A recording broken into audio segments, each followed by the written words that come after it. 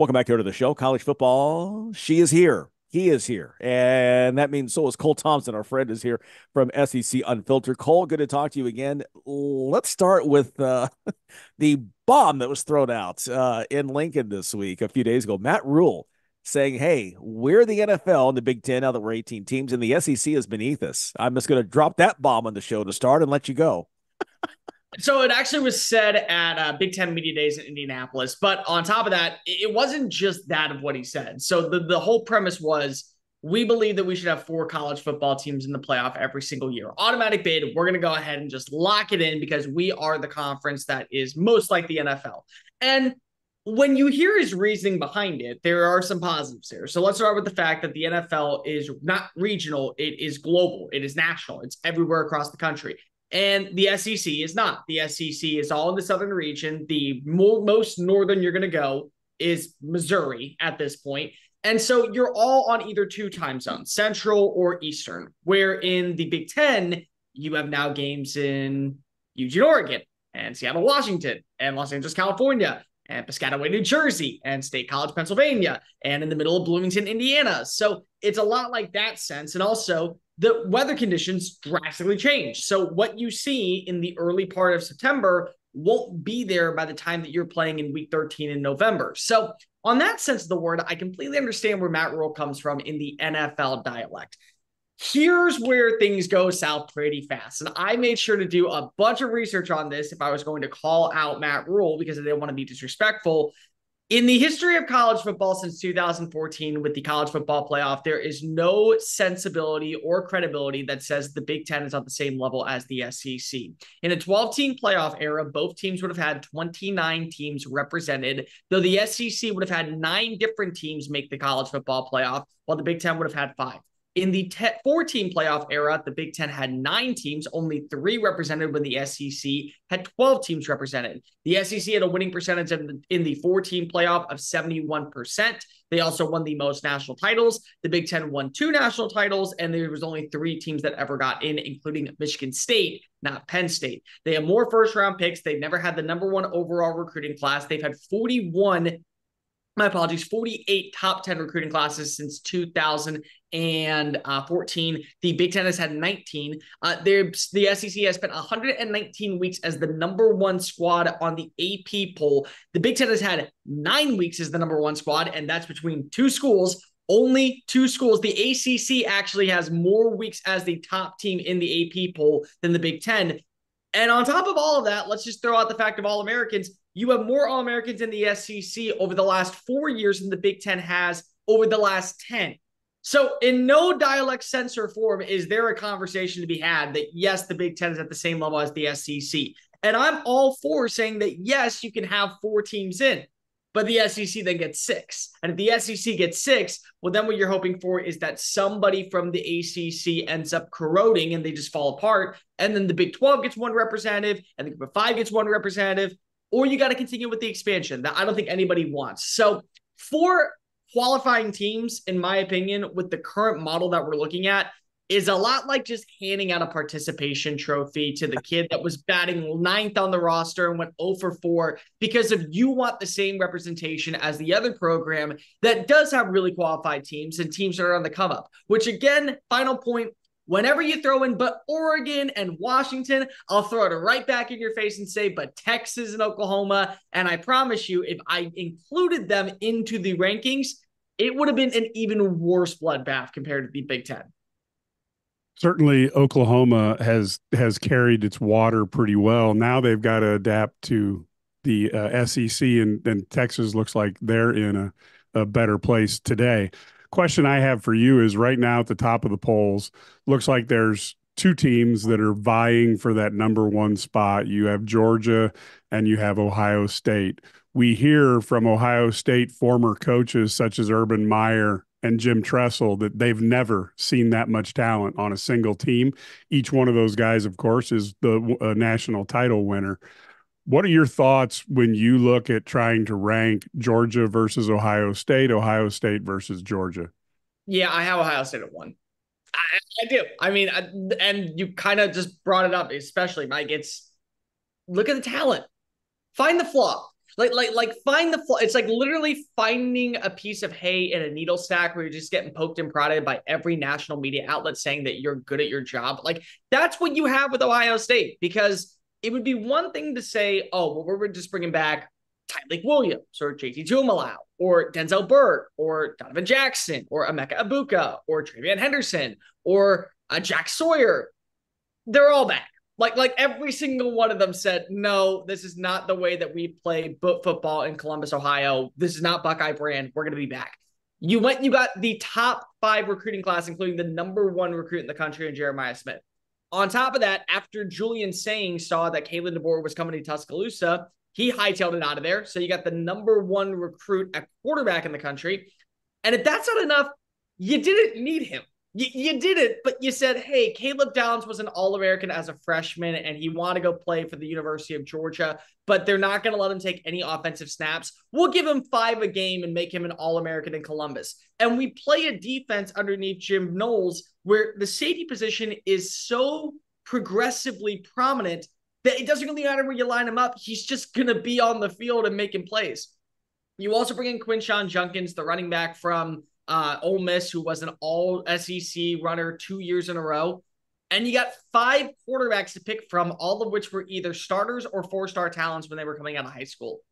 Where's the flaw for this team? Is it the right guard position? Okay, cool. You better have one dude on this roster that can fill the gap in case of injury or lack of production. Where's the flaw with the schedule? You don't draw anyone outside of Oregon and Michigan. It's a very clear pathway to the postseason. Where's the flaw? You have a roster that is built on most years to be not only the best in college football, but we can compare it at some points to some of the greatest that have ever walked the face of college football, like 2019 LSU, like 2005 USC, like 2004 USC. We could do those things. So it's like, you have to put them at 1, and you have to see them go far into the playoff. There is the problem, is that it's no longer viewed as just making the college football playoff as a win for Ohio State.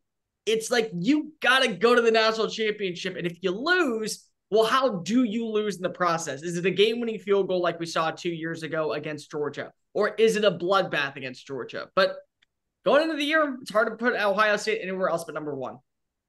Talking to Cole Thompson with SEC Unfiltered, and so much changed this year, obviously, with the SEC and the Big Ten expanding. No more divisions in those two conferences. The expanded college football playoff. What's the big thing you're looking forward to amidst all this change this year? It's actually going to be conference championship weekend, and I'll explain, Larry. It's just, are we going to have a scenario where it's a lot like the bracket busters for the conference championships in the NCAA? So what's going to happen is everyone wants to talk about how we're going to get 12 teams in the postseason and what is the right amount of teams to get in. So you already know the SEC is going to want 4 or 5 squads, and they probably deserve it because they're all going to be 10-2. You know, the Big Ten has already made it clear with Matt Rule, who probably should be more focused on getting Nebraska to a bowl game rather than talking about college football playoffs, but they probably want 4. But what happens if Virginia Tech is 9-3 and they go to Charlotte and they beat a 12-0 Florida State team? Well, they won. So they automatically not only are in the playoff, they get the bye because they're the conference champion. You're really going to sell yourself and say that Florida State at 12-1 with a game that wasn't promised is not going to get into the postseason? And the same thing could be said for Utah. Let's say Utah is undefeated and they play against Kansas State that's 10-2 and K-State gets the win. Well, are you really going to keep out a legend like Kyle Whittingham, who's been on the cusp of making the college football playoff multiple times over the last 10 years, not considered because of a technicality for a game that wasn't expected? And then if that's the case, how do you justifiably say, well, we got to put this many teams in from the SEC, this many teams in from the Big 12. Strength of record is going to play a major deal in this. Strength of conference is going to play a major deal in this. Top 10 rankings are going to play a major deal in this. The matchups are going to play a bigger deal in this. So it's a lot of that's going to play the case. And on the flip side, what if you just get the 4 best teams from every conference in? Well, are we going to consider branding? Because branding, even though I'm not a big fan of it, it does carry weight for ratings, and ratings are what makes the world go around. So what is the difference between a 10-2 Mizzou squad and a 10-2 Miami squad? Well, Miami's a bigger brand. Are we not going to keep the Hurricanes out of the playoffs? What about when you look at Utah? What if they're 10-2, but Notre Dame is still 11-1, and their one loss comes to Clemson? We're really going to keep the Fighting Irish out of the college football playoff. So those are things and scenarios that I'm looking at is what do we view as the 12 best teams? And are we getting actually the 12 best teams, or are we getting the 12 teams that are in because of bracket busters, or more importantly, ratings are going to carry a lot of weight?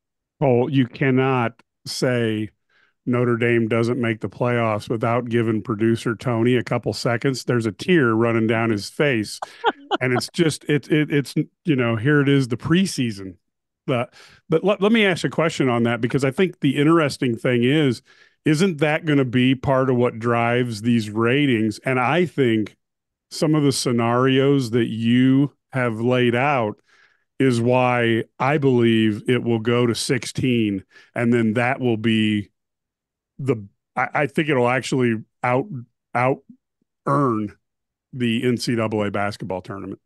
Well, already it's going to out earn them within the next 2 years just because of the teams that do get in. Like, regardless of how many games are played, we're just going to see more representation because of it's college football. We already see the revenue of what comes in with 2 games. Now you're getting 12 games over a 3-week period. And you got the ravenous fan bases that will gladly travel just to sit in the parking lot and watch it live on television in case they win so they can celebrate in the town there. So you already got the ratings that will be on television, but the ratings that will be inside the stadiums. You get the stadium atmosphere now. So I don't disagree with you. What I think, Mike, is going to be the really interesting part is how we go about getting the representation. Are we going to see some upsets? And that might determine how many teams we get to. I have made this abundantly clear. I have not been a fan of expansion. I thought 8 was the number to stick at, because then what you would have had is keeping the Pac-12 intact, and you would have had one representative from every squad, one group of 5 school. On top of that, you also would have had the 2 teams, more than likely the SEC and the Big Ten, and I don't think many people would complain at that point, gutting it out for a spot at a national championship. But with 16 teams, if you do see a few upsets where the Virginia Tech situation happens, or an NC State comes out of nowhere, or potentially you see maybe a squad like Missouri at 10-2 get in and Georgia's undefeated, that's going to be a scenario where, yeah, you're going to have to get more expansion, because the SEC is going to say, why are we playing this level of mediocrity when we can just go start our own college football playoff, grab who we want from the ACC, the Big 12, pair up with Tony Petitti and say, screw you, go ahead and enjoy your playoff, but everyone's going to be paying attention to us and our media rights. I think there's still, to your point, so much more is going to unfold here in the next 4, 5, 6 years. There's no question, before the turn of the decade. Got about 90 seconds left here. Your quick thoughts. The ACC, we're still the buzz is, the churn is constant, behind the scenes. They're intact for 2024. We talked to someone else, friend of the show, Jeff Cameron. He feels maybe Florida State is out of this year. It's just that it's that toxic that they're not going to stick around. What are your thoughts in terms of the ACC remaining intact and remaining viable in the next few years? It can remain viable, but it may no longer get that same ambiance that we once carried. So the big question is who follows after Florida State. So much like we saw in the Pac-12 when USC and UCLA decided to dip, then we saw Colorado go to the Big 12, and then it became the max exodus of finding a new home.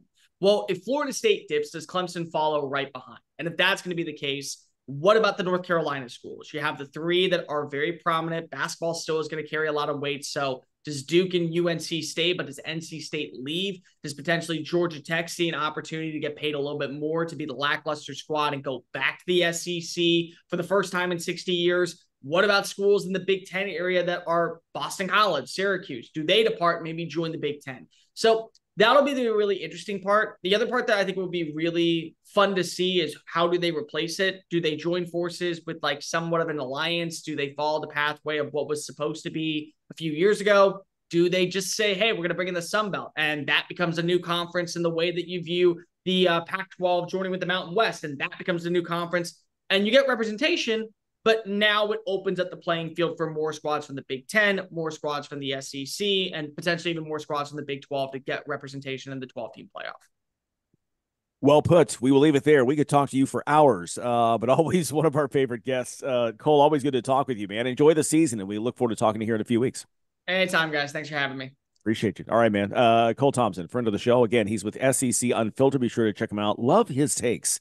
I don't know about you, but I always feel like I'm smarter after I talk to him and ready to go watch the games. All right, stay with us. More to come after this.